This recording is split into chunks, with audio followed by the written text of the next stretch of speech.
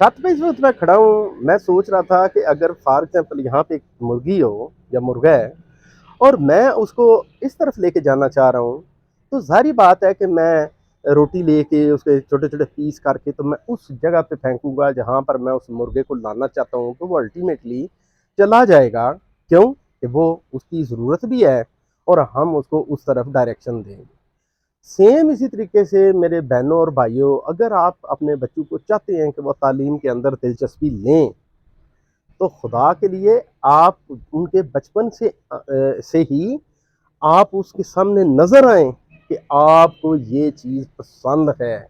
आप पढ़े लिखे लोगों की बातें करें, आप बड़े इंसानों की उनके सामने एग्ज़ाम्पल सेट करें, तो अल्टीमेटली वो बच्चे उसी वो बारीक दाने जो इल्म इल्म वाले आप बखेरेंगे, उसकी तरफ चले जाएँगे।